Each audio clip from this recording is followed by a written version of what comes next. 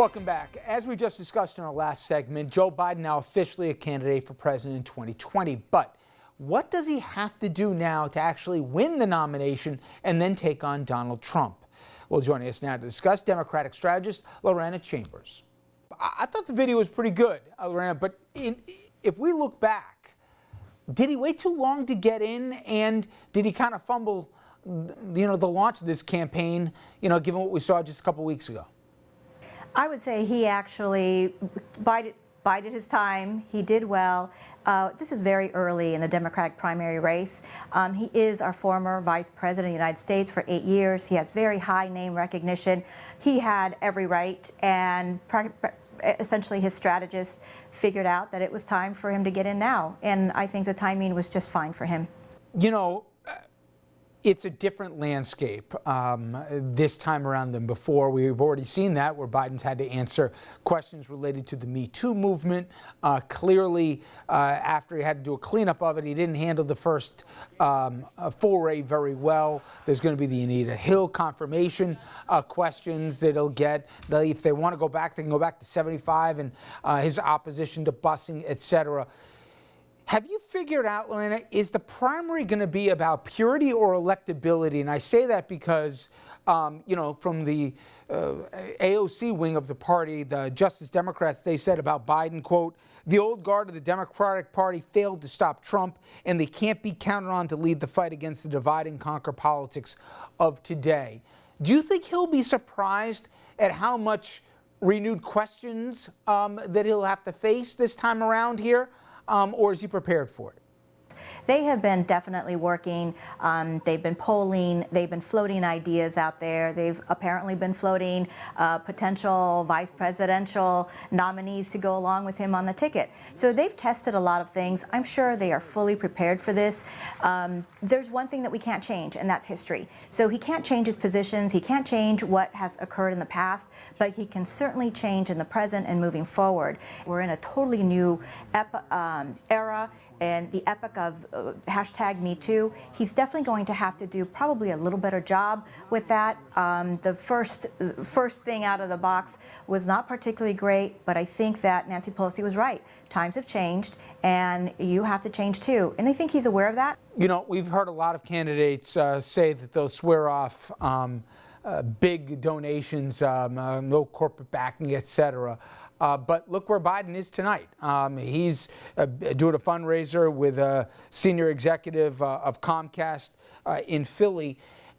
Do you think that's wise strategy? Because, for example, Elizabeth Warren said thanks, but no thanks. I'm only going to do the small donation route here. Money still matters, even in the digital age. Would you have counseled Biden to do what he did tonight, or would you have said that's not going to play in 2020? Look, I am a media consultant, and we do spend millions and millions of dollars on television, digital, all kinds of advertising, because that's our way to communicate with a large body of constituents across the country. It is difficult for Democrats to raise money if they've not been in that space before. I think that Joe Biden comes from a long line of having done fundraising in a particular way. His set of connections, his set of donors, they're all coming from a different perspective. They've been in politics for decades. Do you think it helps him that he's got Trump to hold himself up against, that he'll put his record, even if with time, particularly, as I mentioned, Anita Hill and some of the other earlier votes that he took decades ago, you say, all true, but look at this guy. I mean, on my worst day, he could say I'm more tolerant or more competent than the person that I'd be facing in a general. Does that help him having Trump here, even in a primary? I think what he's done is actually positioned his video to focus on Trump. And that's really unusual when you look at everyone else's opening videos. And so it actually helps remind folks, look, 4 more years of Trump are really going to devastate all aspects of American life. And so I think that it's helpful for him to do that, especially when they're in the same age group. I know President Obama has not endorsed anyone. God knows we're only here in April of 19. But would you be more or less surprised if he doesn't at some point formally endorse Biden, or does he have to wait until, the conventions are over before he finally gets involved?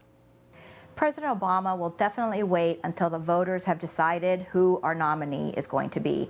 He is much too strategic, much too tactical to do anything beforehand. So if I am a betting woman, I would put down a bet that in fact he's going to wait until it is clear who the nominee is, and he's going to come in full force. Maybe he prefers Biden. We don't know. We haven't talked to him, but he's definitely supporting Biden in his run. He's supporting many other of the candidates who are personal friends of his, people that he's worked with in the U.S. Senate, governors and others. And so he knows every single person who is running. If you are running the Biden campaign, are you petrified every time he goes off prompt or off script?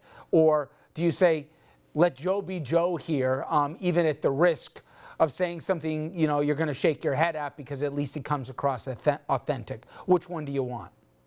I want authentic Joe Biden.